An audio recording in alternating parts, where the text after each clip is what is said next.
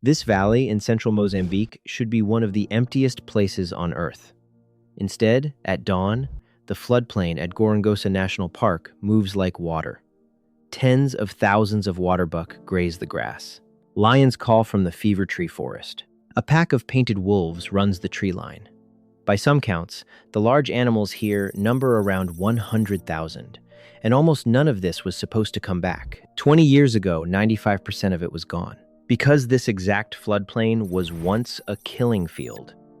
During the Mozambican Civil War, soldiers from both sides shot the animals of Gorongosa for meat to feed their troops, and they sold the ivory of its elephants to buy weapons. When the fighting finally ended, the great herds had simply stopped existing. The plains that had been one of the wonders of Africa went quiet.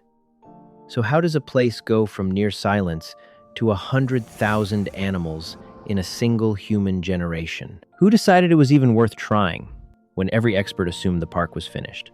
And what scientists found at the very end of the recovery was something nobody had predicted: an animal that had quietly changed its own body to survive the slaughter. That discovery is where this story is heading. So keep it in mind, because it changes how you see everything that came before it. Rewind to 1992. The war was over, but Gorongosa was a ghost. Before the conflict, this park had been one of the richest wildlife reserves in all of Africa, famous for its lions and its enormous herds of buffalo, zebra, and wildebeest. Tourists once flew in from Europe to see it. Then came 15 years of civil war, from 1977 to 1992, and the park sat directly inside the conflict zone. The numbers from that period are hard to absorb. Researchers pieced together more than a dozen aerial wildlife counts spanning the years before and after the conflict, and the comparison is brutal. Before the war, the total weight of large animals across this floodplain was among the highest ever recorded in Africa. After the war, the large mammal populations of Gorongosa had collapsed by more than 90%, and by some estimates as much as 95%. Buffalo, which had once moved across the plain in herds of thousands, dropped to roughly 15 animals. Hippos in the rivers fell to about 100. The lions, the symbol of the park, were reduced to as few as 6 survivors. Zebra, wildebeest, elephant, every large species in Gorongosa was hammered. The food web of an entire ecosystem had been pulled out by the roots, and the silence on that plain at dawn was almost total. And here's the part that makes the rest of this story matter.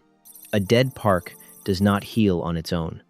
Without grazers, the grass grows wrong.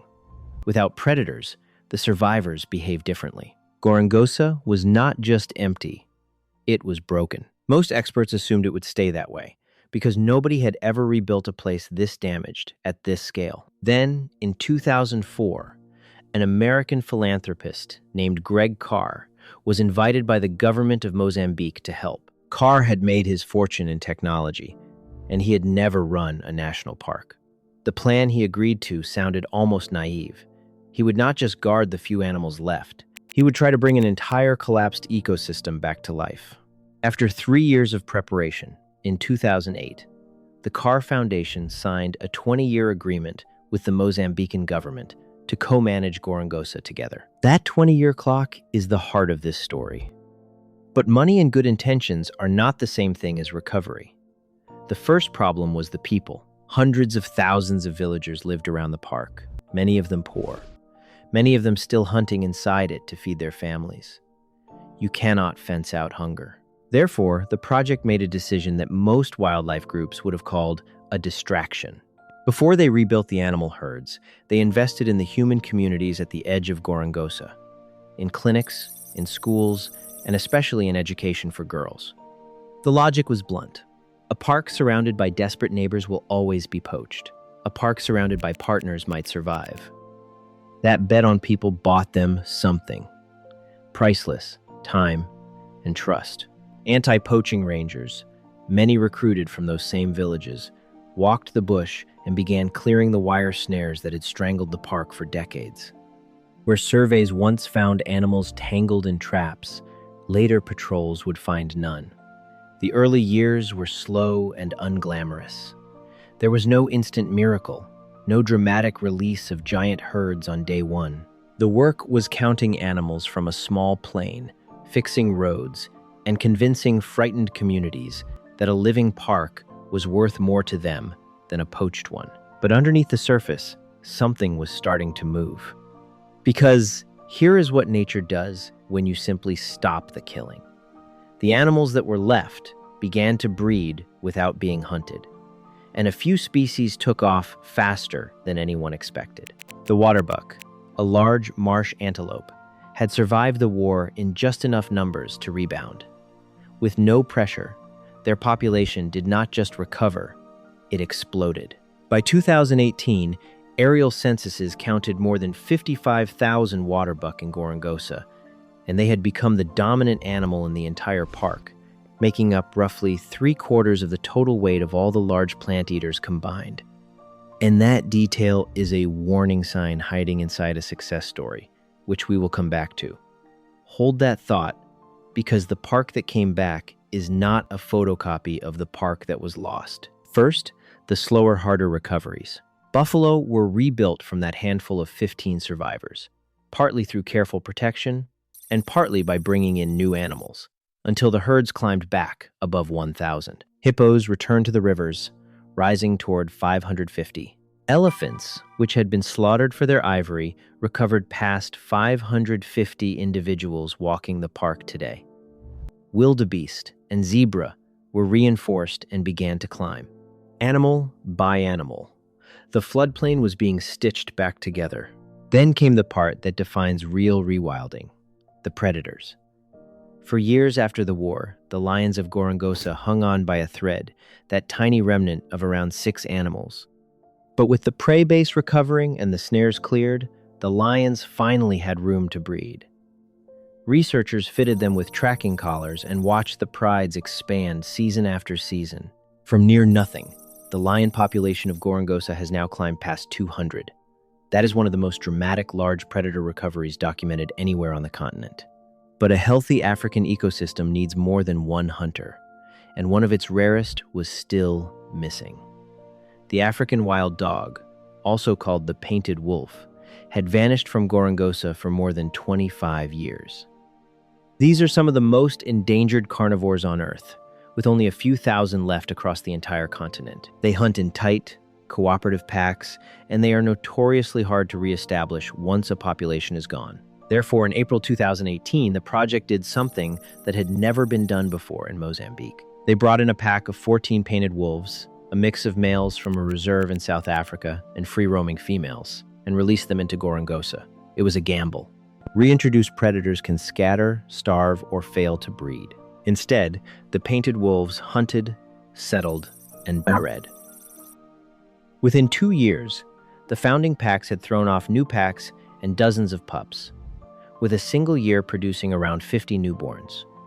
A species that had been locally extinct was running the floodplain again. Leopards have returned too, and the park has even built a center to rescue and rehabilitate pangolins, the most trafficked mammal on Earth. So that is the recovery. From 95% gone to 100,000 animals, lions past 200, painted wolves back from extinction. By almost any measure, Gorongosa is one of the greatest wildlife comebacks ever recorded. But this is where the story turns from a feel-good headline into something stranger, because the war left a fingerprint on the animals themselves, written into their bodies. Remember why the elephants were killed. Not for meat, but for ivory, to fund the war. And here is the twist. A small number of female elephants are naturally born without tusks. Before the war, that was rare. Fewer than 1 in 5 females. But during the fighting, having tusks was a death sentence. While the tuskless females were of no interest to the ivory hunters, they survived. They lived. They had calves. And because tusklessness in these elephants is passed down genetically, the next generation carried far more of it. By the end of the war, roughly half of the surviving adult females had no tusks at all. A team of scientists studied this pattern in Gorongosa and published their findings in the journal Science. What they documented was evolution, driven by human violence, happening in real time, inside a single human lifetime. Poaching had not just killed elephants, It had reshaped what an elephant is in this park. The researchers even traced the tuskless trait towards specific genes tied to tooth development and found a darker wrinkle. The pattern of inheritance suggested the trait can be lethal to male calves, which means the very mutation that saved the mothers may be quietly culling their sons. The war is over, but its mark is now written into the DNA of the herd, and biologists believe it may take many generations of peace before tusks become common again. That is the most haunting souvenir of the conflict. An entire population of elephants quietly redesigned by the demand for ivory. And it points back to that warning we set aside. The Gorongosa that came back is not the Gorongosa that was lost. The old park was ruled by elephants, hippos, and buffalo, which once made up about 90% of its animal weight.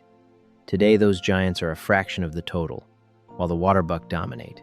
The numbers have recovered, but the shape of the ecosystem has shifted into something new. Recovery, it turns out, does not mean rewind. It means rebuild into a different form. What ties all of this together sits at the edge of the floodplain in a low building, the E.O. Wilson Biodiversity Laboratory, named for the legendary Harvard biologist who championed this park.